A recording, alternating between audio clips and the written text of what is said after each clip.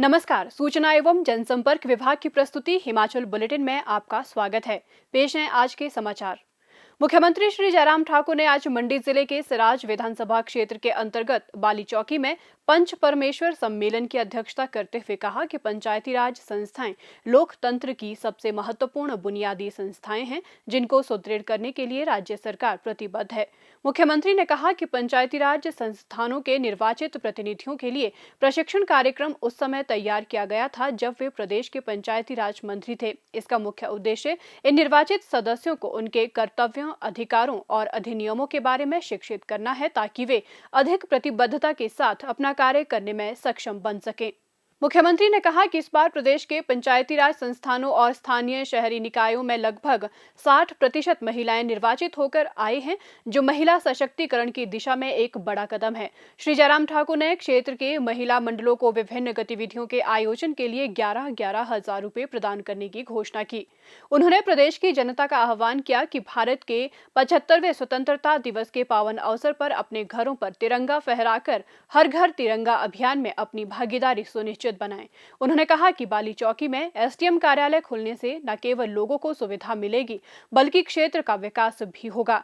उन्होंने कहा कि ये सब सिराज विधानसभा क्षेत्र के लोगों के निरंतर और बिना शर्त विश्वास का परिणाम है, जो उन्होंने पिछले लगभग 25 वर्षों से उन्हें दिया है। उन्होंने कहा कि राज्य सरकार ने बाली चौकी में बागवानी विकास अधिकारी कार्यालय, प्राथमिक स्वास्थ्य केंद्र को सामुदायिक स्वास्थ्य केंद्र में स्तरोन्नत करने और वन विश्राम गृह खोलने का भी निर्णय लिया है, जबकि तीर्थन खड्ड के तटीकरण का कार्य भी आरंभ कर दिया गया है। मुख्यमंत्री ने कहा कि प्रदेश सरकार हर संभव प्रयास कर रही है कि विकास की गति को बढ़ाया जाए, ताकि कोविड-19 महामारी के कारण नष्ट हुए समय की भरपाई की जा सके। मुख्यमंत्री ने कहा, आज हमने इस बात को लेकर के भी यहाँ पर अटैक किया कि हम पंच परमेश्वर का क्या मतलब होता है। एक जमाने में ये पंचायत आज की नहीं, पंचायत वर्षों से चली। जब वोट नहीं होते थे तब भी जो हमारे इतिहास में गांव की पंचायत बैठा करती थी, गांव के वो वोट से नहीं होते थे, लेकिन गांव के प्रबुद्ध लोग बैठते थे और बैठ करके जो निर्णय करते थे वो निर्णय अंतिम होता था, पंचायत का निर्णय।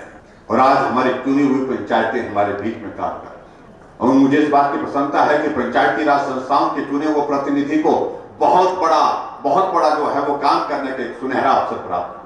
पहले जमाने में पंचायत के प्रधान के पास पावर होती थी, लेकिन उसके बावजूद उनके पास धन नहीं होता था, पैसा नहीं होता था। पंचायत का प्रधान हमारे पास 10-10 बार आता था, 20,000 दे दो, 50,000 दे दो, विधायक निधि से दे दो, हम बांट करके देते थे। आजकल कम नहीं आते, क्योंकि उनके पास विधायक निधि का पैसा, उनके पास बैकवर्ड सप्लान का पैसा, उनके पास फाइनेंस कमीशन का पैसा, उनके पास सांसद निधि का पैसा, उनके पास सारा का सारा पैसा पंचायतों में जा रहा है।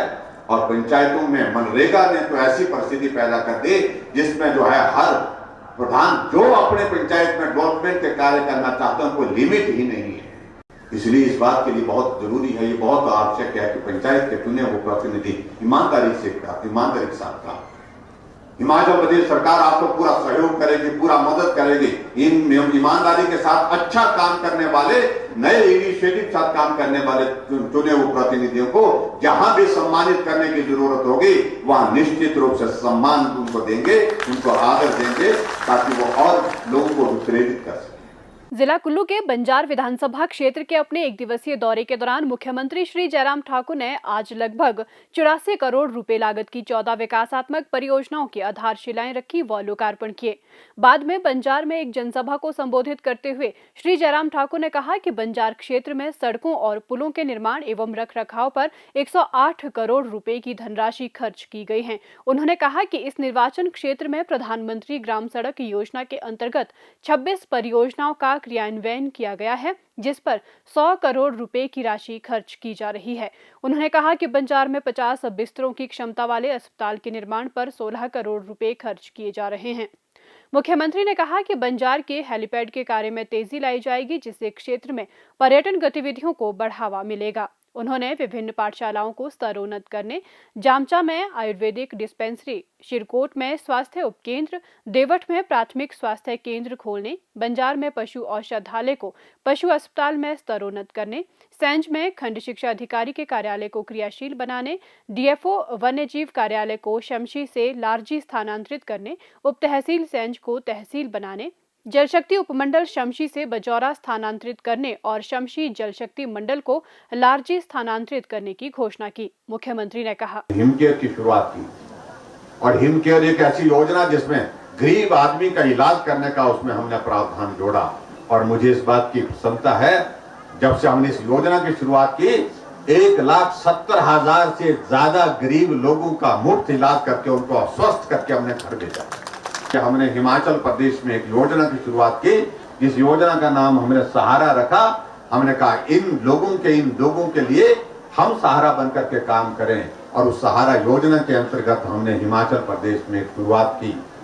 जितने भी ऐसे मरीज हैं जो जिंदा हैं, बिस्तर पर हैं, अपना काम खुद नहीं कर सकते हैं, किसी परिवार के या किसी पड़ोसी के या रिश्तेदार को उनकी सेवा के लिए उनके पास बैठना पड़ता है, उनके खाते में 3,000 रुपए हर महीने का खाते में डाल करके मदद करते हैं। हमारा प्राथमिक स्वास्थ्य केंद्र की मांग है, तो मैं ये पीएससी खोलने की यहाँ घोषणा करता हूँ देवखा पंचायत के अंतर्गत, ताकि आपको एक सुविधा वहां पर इस तरह से मिल सके। सब तहसील सैंज को जो है वो मैं अपग्रेड करके इसको तहसील बनाने की यहाँ पर घोषणा करता हूँ।